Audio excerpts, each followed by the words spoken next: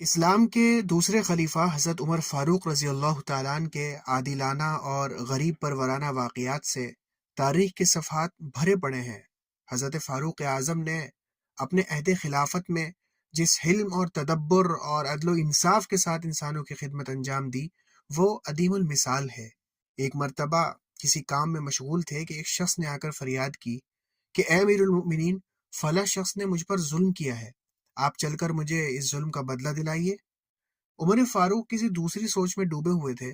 فریادی کی بے وقت فریاد سے جھنجلا اٹھے۔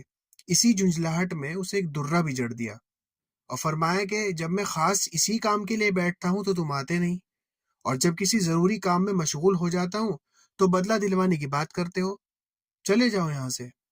یہ غصہ اور جھنجلاہٹ دیکھ کر وہ شخص وہاں سے نکل گیا، اس لیے کہ اسے اس بات کا بھی خدشہ تھا کہ اگر میں اور کچھ کہوں گا تو مزید درے جڑ دیے جائیں گے۔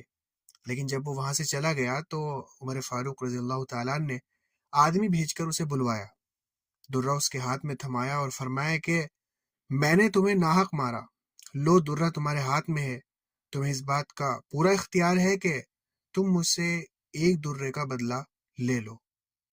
خلیفہ وقت کے اس رویے سے وہ شخص بڑا متاثر ہوا اور کہنے لگا کہ اے امیر المؤمنین، میں نے آپ کو اللہ کے واسطے معاف کیا۔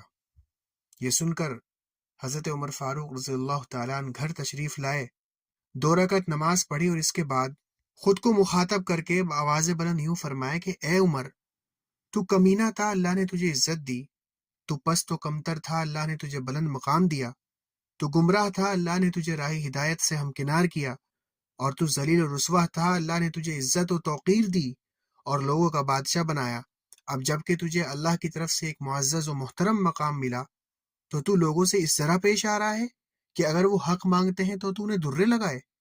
بتا قیامت کے روز تو اپنے حاکم اعلیٰ کو کیا جواب دے گا؟ خلیفہ دوم حضرت عمر فاروق رضی اللہ تعالیٰ عنہ کی زبان سے یہ کلمات نکل رہے تھے اور ان کے دل کی گہرائیوں سے نکلنے والی سسکیاں اور ہچکیاں فضا میں گونج رہی تھیں۔